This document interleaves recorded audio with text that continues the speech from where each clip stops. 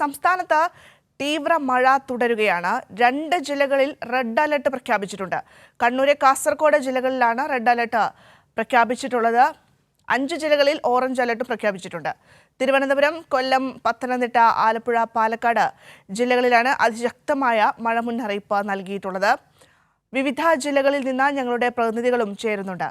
ആദ്യം തന്നെ തലസ്ഥാനത്തേക്ക് പോകുന്നു. തലസ്ഥാനത്ത് ശക്തമായ മഴയിൽ വ്യാപക നാശനഷ്ടം റിപ്പോർട്ട് ചെയ്യുന്നുണ്ട്. വെള്ളയമ്പലത്ത് രാജ്ഭവന് സമീപം മരം ഒടിഞ്ഞു വീണ ഗതാഗതം തടസ്സപ്പെട്ടു. ഒപ്പം തന്നെ കാട്ടാക്കട, മാറനല്ലൂർ തുടങ്ങിയ സ്ഥലങ്ങളിലും ഇത്തരത്തിൽ നാശനഷ്ടങ്ങൾ റിപ്പോർട്ട് ചെയ്യുന്നുണ്ട്. മാനസയുണ്ട് തിരുവനന്തപുരത്ത് നിന്നും വിശദാംശങ്ങൾ നൽകുന്നതിനായി. മാനസ, കഴിഞ്ഞ ദിവസം രാത്രിയിൽ തന്നെ വലിയ രീതിയിൽ മഴ പെയ്യുന്നു. അതായത് ഏകദേശം ഒരു അരമണിക്കൂറോളമായിരുന്നു ശക്തമായ കാറ്റും മഴയുമെങ്കിലും ആ ഒരു സമയം കൊണ്ട് തന്നെ വലിയ രീതിയിലുള്ള നാശനഷ്ടങ്ങളൊക്കെ റിപ്പോർട്ട് ചെയ്തിരുന്നു. ഇപ്പോഴിതാ രാവിലെയും ചെറിയ രീതിയിലുള്ള നാശനഷ്ടങ്ങളൊക്കെ റിപ്പോർട്ട് ചെയ്യുന്നുണ്ട്. എങ്ങനെയാണ് നിലവിൽ തലസ്ഥാനത്ത് മഴ തുടരുന്നുണ്ടോ? വിവരങ്ങൾ.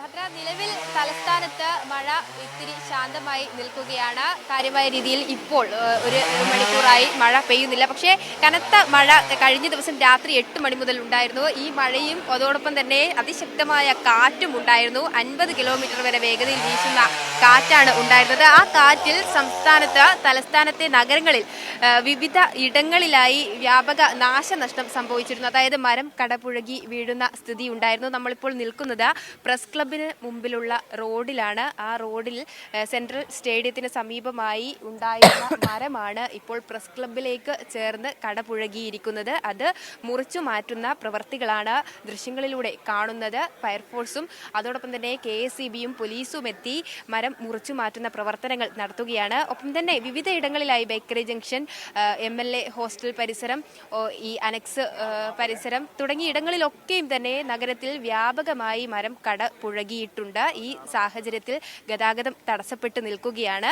എത്രയും പെട്ടെന്ന് തന്നെ മുറിച്ചു മാറ്റാനുള്ള പ്രവർത്തനങ്ങളാണ് ഇപ്പോൾ പുരോഗമിക്കുന്നത്. ഉടൻ തന്നെ ഫയർഫോഴ്സ് സംഘം എത്തി വിവിധ ഇടങ്ങളിലായി ഈ പ്രവർത്തനങ്ങൾ പുരോഗമിക്കുകയാണ്. കഴിഞ്ഞ ദിവസം രാത്രിയിലും ഇത്തരത്തിൽ മരം കടപുഴകി വീണപ്പോൾ ഫയർഫോഴ്സ് സേനയെത്തി ഉടൻ തന്നെ മുറിച്ചു മാറ്റുന്ന പ്രവർത്തനങ്ങൾ ഉണ്ടായിരുന്നു. അത് തന്നെ തുടരുകയാണ്. എങ്കിൽ കൂടിയും ആളുകളോട്, പൊതുജനങ്ങളോട് നിരത്തിലിറങ്ങുമ്പോൾ ഇത്തരത്തിൽ മരങ്ങൾ ഉള്ള പ്രദേശങ്ങളാണ്, അതുകൊണ്ട് ജാഗ്രത പാലിക്കണമെന്ന മുന്നറിയിപ്പ് കഴിഞ്ഞ ദിവസം തന്നെ കേന്ദ്ര കാലാവസ്ഥാ നിരീക്ഷണ കേന്ദ്രവും ഒപ്പം തന്നെ സംസ്ഥാന ദുരന്ത നിവാരണ അതോറിറ്റി ഉൾപ്പെടെയുള്ള കേന്ദ്രങ്ങൾ മുന്നറിയിപ്പ് നൽകിയിരുന്നു. അത് പാലിക്കണമെന്ന അറിയിപ്പ് തന്നെയാണ് ഇപ്പോൾ പറയുന്നത്. കാരണം ഇത്തരത്തിൽ ശക്തമായ രീതിയിലാണ് കാറ്റ് വീശുന്നത്. മഴയോടൊപ്പം തന്നെ അതിശക്തമായ കാറ്റുണ്ടാകുമ്പോൾ ഇത്തരത്തിലുള്ള നാശനഷ്ടങ്ങൾ ഉണ്ടായേക്കാം. അപ്പോൾ വാഹനങ്ങളിൽ പോകുമ്പോഴും നടന്ന് യാത്ര ചെയ്യുന്നവരും ഒക്കെയാണെങ്കിൽ ഇത് പ്രത്യേകമായി ശ്രദ്ധിക്കണമെന്ന മുന്നറിയിപ്പ് നൽകുന്നുണ്ട്. നിലവിൽ തലസ്ഥാനത്ത് വെള്ളക്കെട്ട് പോലുള്ള സാഹചര്യം നിലനിൽക്കുന്നില്ല എന്നുള്ളതാണ്. മുൻ വർഷങ്ങളിലൊക്കെയും തന്നെ ഈ തമ്പാനൂരൊക്കെയും വെള്ളം കയറുന്ന സ്ഥിതിയാണ് ഉണ്ടാവാറ്. പക്ഷേ ഈ തവണ ഈ ശക്തമായ രീതിയിൽ മഴ തുടരുമ്പോഴും അവിടെയൊക്കെയും തന്നെ വെള്ളം കയറാത്ത നിലയാണ് ഉള്ളത്. നിലവിൽ തിരുവനന്തപുരം, കൊല്ലം, ആലപ്പുഴ ജില്ലകളിൽ യെല്ലോ അലർട്ടാണ്.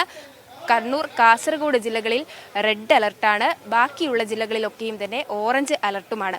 2 ജില്ലകളിലാണ് തീവ്രമഴ മുന്നറിയിപ്പ് ഉള്ളത്. അത് കണ്ണൂർ, കാസർഗോഡാണ്.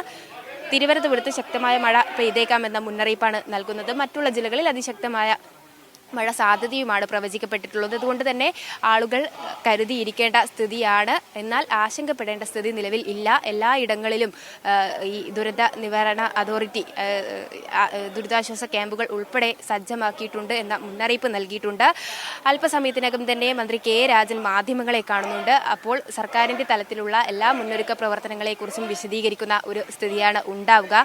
അതോടൊപ്പം തന്നെയാണ് മലയോര മേഖലകളിലുള്ളവരും തീരദേശത്തുള്ളവരും പ്രത്യേക ജാഗ്രത പാലിക്കേണ്ട സ്ഥിതിയാണ് ഉള്ളത്. കേരള ലക്ഷദ്വീപ് തീരത്ത് മത്സ്യബന്ധന വിലക്ക് ഉണ്ട്. ഒപ്പം തന്നെ ഈ വിനോദസഞ്ചാര കേന്ദ്രങ്ങളിലും ഖനന പ്രവർത്തനങ്ങൾക്കൊക്കെയും തന്നെ വിലക്ക് ഏർപ്പെടുത്തിയിട്ടുണ്ട്. കഴിഞ്ഞ ദിവസങ്ങളിൽ ഉൾപ്പെടെ ഇത്തരത്തിൽ ശക്തമായ രീതിയിൽ മലബാർ മേഖലകളിലുള്ള ജില്ലകളിലും അതോടൊപ്പം തന്നെ മധ്യ കേരളത്തിലും തെക്കൻ കേരളത്തിലും വിവിധ ഇടങ്ങളിലായി നല്ല രീതിയിൽ മഴ ലഭിക്കുന്ന സ്ഥിതിയാണ്.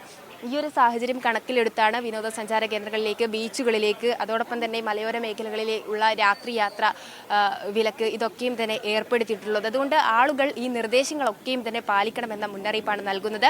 അടിയന്തര സാഹചര്യങ്ങൾ, അപായ സൂചനകൾ ഉണ്ടെങ്കിൽ അത് മുൻകൂട്ടി റിപ്പോർട്ട് ചെയ്യാനും ജില്ലാ ഭരണകൂടം നിർദ്ദേശം നൽകിയിട്ടുണ്ട്. നിലവിൽ ജില്ലാ താലൂക്ക് കേന്ദ്രങ്ങളിൽ 24 മണിക്കൂറും പ്രവർത്തിക്കുന്ന കൺട്രോൾ റൂമുകളും സജ്ജമാണ്. ഭദ്ര. ശരി മാനസ, എന്തായാലും നമുക്ക് ആ ദൃശ്യങ്ങളിൽ നിന്നൊക്കെ തന്നെ വ്യക്തമാകുന്നുണ്ട്. അതായത് ഈ മഴയുമൊക്കെ വരുന്ന സമയത്ത്, മഴയും കാറ്റുമൊക്കെ ഉള്ള സമയത്ത് ഏറ്റവും കൂടുതൽ ബുദ്ധിമുട്ട് അനുഭവിക്കുന്നത് അവിടെയുള്ള ആളുകൾ മാത്രമല്ല, ഇപ്പോഴിതാ ഈ കർമ്മ നിരതരായി നിൽക്കുന്ന ഈ ഫയർഫോഴ്സ് ഉദ്യോഗസ്ഥരും പോലീസും അത്തരത്തിലുള്ള ആളുകളാണ് എന്നുള്ള കാര്യം കൂടി നമ്മൾക്ക് ഈ ഒരു ഘട്ടത്തിൽ എടുത്തു പറയേണ്ട ഒരു കാര്യമാണ്.